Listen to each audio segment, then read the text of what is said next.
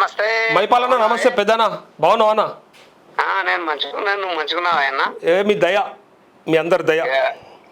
నీది కూడా మాకు కూడా ఉండాలి. నేను దయ ఎక్కడన్నా, ఏ ఊరికెళ్ళే మైపాలన్న?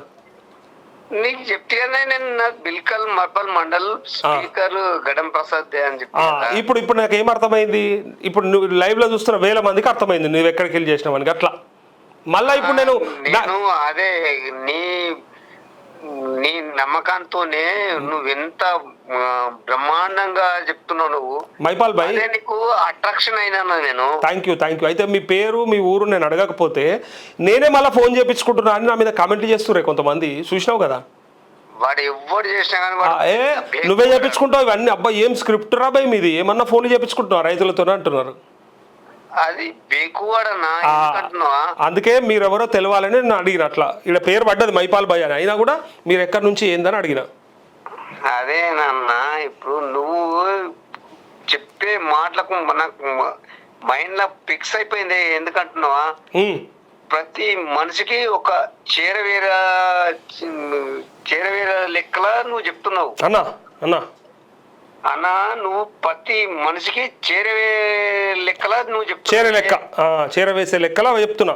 ఓకే మరి థ్యాంక్ యూ. మీ అభిమానమే పెద్దనా. అన్నా నేను ఎప్పుడైనా నీ పక్షాన్ని నిలబడతా అన్నా. నేను కాంగ్రెస్ అయినా సరే, ఇప్పుడు కూడా నేను ఇంకా కాంగ్రెస్ లోనే ఉండాలి. కాంగ్రెస్ లో కూడా ఉండాలి, బీఆర్ఎస్ లో కూడా ఉండాలి, అన్ని పార్టీలు ఉండాలి మనోళ్ళు. కానీ నమస్తే తెలంగాణ నువ్వు ఎక్కడ చదవకన్నా. నువ్వు ఒక మెయిన్ వార్త అయితే తీసుకుంటారు వాళ్ళకి వెళ్ళి, ఏం రాసిరో చూడాలి కదా. వాళ్ళది కూడా తప్ప ఒప్ప చూడొద్దా? చూడాలి. స్వేచ్ఛ తీసుకోమంటావా? నువ్వు మళ్ళా కూడా స్వేచ్ఛ తీసుకోమంటావా? స్వేచ్ఛ కాదు, ఏది కాదు. నువ్వు నిజం మాట్లాడాలి, నువ్వు నిజంగానే ఇట్లనే ఉండాలి. అంటే మళ్ళీ లేక నువ్వు మళ్ళీ పైకి ఎదగాలని నా ఆకాంక్ష. అయితే ఏమైతుంది అంటే అన్న, మనం ఏదైనా సరే ఏ పత్రికలో ఏముందో చూసినాక ఫైనల్గా రిజల్ట్ చెప్పాలి, ఏది బాగుందో ఏది తప్పు ఉందో. కానీ మనము ఇది చూడొద్దు. ఇప్పుడు కొంతమందికి అన్న స్వేచ్ఛ చూడు అంటారు. ఇప్పుడు కాంగ్రెస్ వాళ్ళకి ఏంది, ఏం నమస్తే తెలంగాణలో ఏముంటుంది, అంతా మా మీద బురద వెళ్తారు, కాకపోతే స్వేచ్ఛ చూడు అంటారు. ప్రతిపక్షంలో ఉన్నోళ్ళు ఏం చెప్పిరో చూసినాక, పాలకపక్షం ఏం చెప్పిందో తెలుసుకున్నాక ఫైనల్గా మనం మన ఆలోచన చెప్పాలి, లేదా మనకు తెలిసింది చెప్పాలి. అట్లా నువ్వు కరెక్టే చెప్తావన్నా. నువ్వు దేన్ని కూడా నువ్వు కరకండిగా చెప్తావు. నువ్వు దేనికి భయపడవన్నా? భయపడినట్టు కనిపిస్తుందా? చూస్తురు కదా నన్ను సంవత్సరం నుంచి. మరి నువ్వు దేనికి భయపడవు? నీ ఎంబడి మేము అంతున్నామే. థ్యాంక్ యూ మైపాల్ భాయ్. మీరుంటే సరిపోయి. మనకి ఏంటంటే ఫస్ట్ ఈ రైతులకి, మహిళలకి, విద్యార్థులకి ఏం రావున్నా అవి వచ్చేదాకా మనం కొట్లాడదామే. ఆ తర్వాత ఏదైతే అది అవుతుంది. కానీ నేను ఇప్పుడు యూత్ కాంగ్రెస్ మండల్ ప్రెసిడెంట్ మళ్ళా. అరే మరి మీ ఎమ్మెల్యే చూస్తే ఫీల్ కాడా? మా ఎమ్మెల్యే చూసినా, ఎవరు చూసినా నేను నిజమే మాట్లాడతానే. ఎమ్మెల్యే ముందు కూడా నిజం మాట్లాడతాను. అందుకే నువ్వు ఇంకా యూత్ కాంగ్రెస్ అధ్యక్షుడు కాడ అయిపోయావు, లేకపోతే నువ్వు కూడా ఎమ్మెల్యే నామినేషన్ ఎత్తుంటివి మొన్నటిసారి. ఆల్రెడీ మా ఆయన జెడ్పీటీసీకి వేసిండు, అయ్యిండు. అదే నీకు కూడా మంచి టికెట్ అది వస్తుండే, కానీ నిన్ను గిట్లా మాట్లాడతామని భయపడతారు. నీకు భయపడ్డాడు కాదన్నా, నిజం మాట్లాడాలని నీ లేక. నీ అసంటే నిజాయితీ పరుడు మల్లన్న ఇప్పుడు కొంచెము అటు పోయి గమ్మ చేసుకుంటూ ఆయన. కానీ నేను మల్లన్న ఫేవరెట్. నేను అదే ఆయన ఒక స్టాండ్ తీసుకుండు. మనం రైతుల గురించి ఎట్లా మాట్లాడము, ఆయన బీసీలు అంటాడు అట్లా. నేను కూడా బీసీ, నేను కూడా మునురు కాపునే.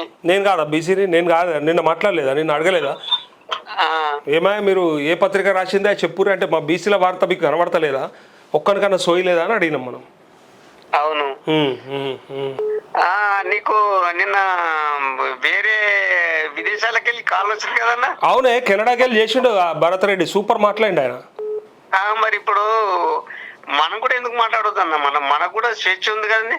కరెక్టే, కానీ ఆయన అంటే ఏదో చదువుకోనికి పోయిన పిల్లగాడు మాట్లాడిందంటే అర్థం ఉంది. నువ్వు పార్టీల నుండి మాట్లాడితే రేపు నీకేమన్నా ఊళ్ళో ఇబ్బంది అవుతుంది. అట్లా నేను చెప్పేది అన్న. నాకు ఊళ్ళో ఇబ్బంది అయినా ఏమైనా కానీ నీతి నిజాయితీ ఉన్నప్పుడే మనకు ఓట్లేస్తారన్నా.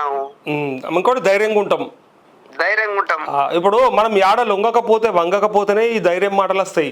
లేకపోతే వాడు చూస్తుండో వీడు చూస్తుండో వీడేమంటాడో వాడేమంటాడో భయంలో బతుకుతాం. భయం ఎందుకన్నా మనకు? ఇప్పుడు నేను కూడా ఏ పార్టీ అయినా నాకు సపోర్ట్ చేసినా, ఏ పార్టీ వాడన్నా నాకు ఏమైనా ఇచ్చినా, ఏ పార్టీ దగ్గర నేను తెచ్చుకున్నా, నేను కూడా మాట్లాడరాకపో, నాకు భయం అవ్వు. అరే వాళ్ళు చూస్తురేమో, అరే నేను బీఆర్ఎస్ వాళ్ళ దగ్గర తెచ్చుకున్నా కదా, నన్ను బీఆర్ఎస్ వాడు తిడతాడేమో, కాంగ్రెస్ వాళ్ళ దగ్గర తెచ్చుకున్నా కదా వాడు ఏమంటాడేమో అని భయంలో బతుకుతుంటే నాకు ఎవడు తెలియదు. ప్రజలు ఒక్కటే ఎరక, సమస్యలు ఒక్కటి తెలుసు, వాటి పరిష్కారం కోసం ఏం చేయాలో మాట్లాడవచ్చు నాకు అంతే. మనకు భయం అనేది పుట్టొద్దు. ఎట్లా రాదంటే మనం నిజాయితీ ఉంటే రాదు. అట్లా పుట్టినప్పుడు వానికి స్థలం కొట్టాలి, దూరం జరగాలన్నా. అదే నేను నిజాయితీగా ఉన్నప్పుడు ఎప్పుడు కూడా భయం కాదు. ఎన్నడైతే నిజాయితీ దప్తామో, నియత్ దప్తామో అప్పుడే స్టార్ట్ అవుతుంది భయం. ఎవడు చూస్తుండో ఏమంటాడో మళ్ళీ నన్ను పట్టిస్తారేమో అని భయంతో ఉంటారు. అట్లా అన్నా నేను ఇంకోటి చెప్తున్నానే, చెప్పే. నేను ఒకవేళ నేను కాంగ్రెస్ పార్టీలోకి పోతే, కాంగ్రెస్ పార్టీ నుంచి నేను వెళ్ళిపోతున్నా అనుకో, నేను ఏ పార్టీకి కూడా నేను ఓటేయ, నేను నోటకు ఓటేసానే. ఓకే, షబాష్. అయితే ఇంకొక మాట చెప్పే, పాలాభిషేకాలు చేస్తుర్రా ఇలా? ఎవరు చేయను పాలాభిషేకం. అరే ఇలా చేయమన్నారు కదా కాంగ్రెస్ పార్టీకి, మీరు మీ వాళ్ళు చెప్పారు కదా గాంధీ భవన్కి వెళ్ళి. నేను ఎందుకు చేయాలి?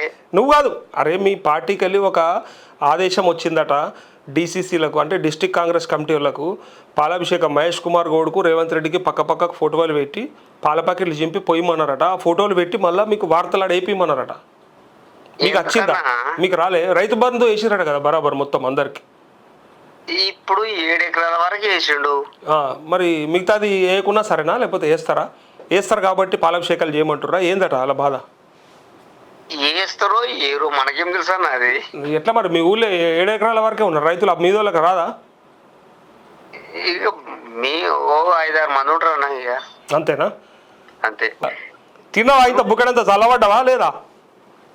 నేను ఇప్పుడు ఆల్రెడీ నడిచిందా? ఇక్కడ పొలంలో కేజీలు కొట్టిస్తున్నా. కేజీలు కొట్టిస్తున్నావు, మెల్లగా ఇంత చల్లబడ్డట్టున్నావు కదా? లేదన్నా. అరే ఇంత కలవట్టు ఏదో ఒకటి తాగాలే జర పొద్దుగల, ఎండ కొడితే. అది ఉండదన్నా నాకు అలవాట్లేదా? అరే అరే అరే కష్టపడి పని చేస్తారు కదా. ఏం చేసినా గానీ నేను సప్పటిదాకా వస్తా, సప్పటిదాకా ఉంటా, సప్పటిదాకా తింటావు, సప్పటిదాకా వంటావు. అంతేనే. 10 మందితో మంచిగా ఉండాలి మనము. మంచిగా ఉండాలి, నువ్వు మంచిగా ఉంటావు కూడా, మంచిగా ఉన్నావు కూడా. కాంగ్రెస్ పార్టీ నాయకుడు అయి ఉండి నాకు ఫోన్ చేసినావంటే నీకు ఎంత ప్రేమ ఉన్నది ప్రజల మీద అర్థమవుతుంది. ఎందుకన్నా ఇప్పుడు ఈ స్పీకర్ కూడా ఉండి నాకన్నా వెనుకకెళ్ళి వచ్చినోడిని లేపి కూర్చుని పెడతాడు. నేను నాకు ఓటాకు వచ్చింది సంది అన్న, నేను కాంగ్రెస్ పార్టీ. ఓకే. మా నాయన కాంగ్రెస్ పార్టీ, మా నాయన సింగిల్ విండో చైర్మన్ చనిపోయిండు, మా అమ్మ కూడా చనిపోయింది. అయ్యో. మా అన్న ఎంపీటీ చేసిండు, ఎంపీపీ చేసిండు, జెడ్పీటీస్ కూడా చేసిండు, సర్పంచ్ కూడా చేసిండు ఇదే పార్టీలా. కానీ ఒక్క రూపాయి కూడా మేము లబ్ధి పొందలేమన్నా. మనకు అవసరం లేదు, మనం పంచాలని చెప్పేసి ఆయన, మా అన్న సిద్ధాంతం కూడా అదే. మా అన్న A1 లా పర్మనెంట్ వర్కర్ అన్న ఇప్పుడు కూడా. Okay okay. అట్లా చేసే మనిషిని ఆయనకు వచ్చే పదవిని కూడా పక్కనికి ఇసిపోలేస్తున్నారు. ఇంతకుముందు నువ్వు కొండ సురేఖకి చెప్పినావా? సేమ్ రిపీట్ చూడు, సేమ్ వార్త. అంటే పొమ్మన లేక పొగ పెట్టినట్టు అయింది. Okay okay. ఆయన మనకి, నేను మా అన్నకి చెప్తా, మాకున్నదన్న మాకు 30 ఎకరాల భూమి. 30 ఎకరాలు ఉన్నది నీకు? మేము 3 మనదన్న పంచుకుంటే మనిషికి 10 వచ్చింది. మనిషికి 10. మరి ఏమైనా నీకు 10 ఎకరాలకు రైతు బంధు పడ్డదా? పడలే. పడలేక కాదన్నా, నేను కూడా హుషారు